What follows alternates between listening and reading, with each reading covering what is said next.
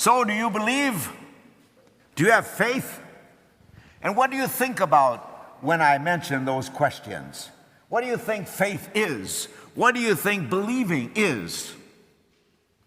Of course, I can't read your minds, but the way we've been formed is that as we learn about the Catholic faith, we first learn about all the doctrines and dogmas. Think about back to your religious formation. When you came to religious formation classes, whatever you call them, in the old days it was CCD, what's the one thing they gave you? It was a catechism. And you studied all the doctrines and dogmas of the Catholic faith. That's the beauty of living 2,000 years after Jesus. But the problem is we have a tendency to concentrate on that rather than go back and concentrate on the life and the message of Jesus. You know this, think about it. Jesus didn't come giving a bunch of doctrines. He came healing people, teaching people about the kingdom of God and about God's love. And the problem is, over these 2,000 years, we have reversed the message as to where we start. Years ago, when people wanted to become Catholic, we went through all the doctrines. We went through purgatory and the virgin birth of Mary and the infallibility of the Pope. Is that the way Jesus started? Of course not. We get things backwards. I often think about that. How come in history we get things backwards? My nose runs, but my feet smell. We get things backwards. So the whole point of all of this is to get back to a relationship with God, a relationship with Jesus. Do you know about God, or do you know God? Do you know about Jesus, or do you know Jesus? Jesus came, again, as I mentioned already, to teach us about God's love for us, and that we would respond and have that relationship of love with our God. And of course, we believe that is also in the person of Jesus of Nazareth. That's what we're talking about when we talk about faith. Now, so many people say it's hard to believe, it's hard to have faith. We do it all the time. Do you have faith that the sun is going to come up tomorrow morning? Can't prove it, but I bet we believe in it. You can't prove the loyalty of your friends, the people you trust in life. You believe in it, can't prove it. I always use the example of what I think is one of the greatest acts of faith that we have. All of us do it. When we're driving our car on a 2-lane highway, we are going in this direction, 50, 60 miles an hour, whatever. Coming at us is a car in the other lane going 50, 60 miles an hour, and we believe, we trust that they're going to stay there and we're going to stay here, but we pass each other feet apart. Isn't that an act of faith? That was a second reading today. Hebrews chapter 11, verse 1. Go home and read it again.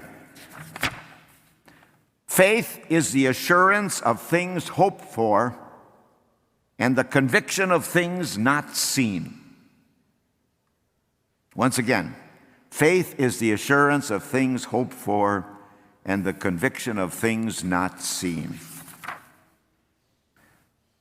Our human problem is, and this is because we have human nature, is we have a tendency to put our faith in visible things. We pick out symbols that we will live forever, and that in this society we will be prominent. Daniel Getz wrote a book called Death by Suburbs. How to keep suburbs from killing your soul. Because our comfort level feeds our desire for immortality and our desire to put faith again in visible things. Think about it. We all do it. We think about our status.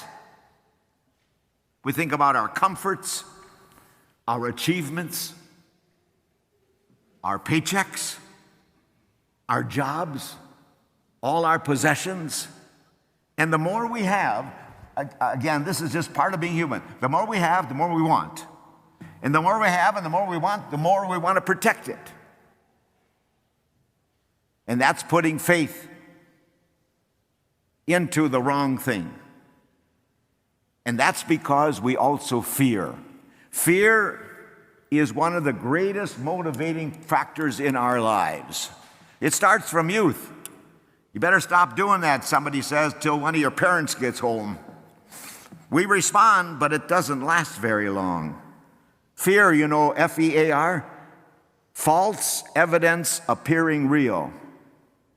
False evidence appearing real. It's a great motivating factor. Commercials use it all the time. If you don't have this product, this is going to happen to you. Think about our economy and our public policies. We fear. We vote our checkbook. We vote the economy. We don't want those people coming in because they might take our jobs. It's all based on fear. And the only way that we can work through it is to believe. Now, if you knew the past or the future, I don't think we'd be quite so afraid. A computer glitch in Australia on a sports betting app happened to have the people bet on horse races that happened yesterday. You know what would happen? There was a movie a long time ago based on the premise that somebody got tomorrow's newspaper today. So they knew what was going to happen on the stock market and accidents and so on. What would you do with that? It would take away some of your fear. But of course, we live in the present. And so fear can only be eliminated by a greater faith in God's love for us. The gospel today, where your treasure is, there your heart will be. And if our heart is more with God, then the first line of the gospel, do not be afraid. We will not be so afraid. Stories told about a court jester back in the good old days. The jester of a nobleman, you know, the court jester was the one that made people laugh, the fool.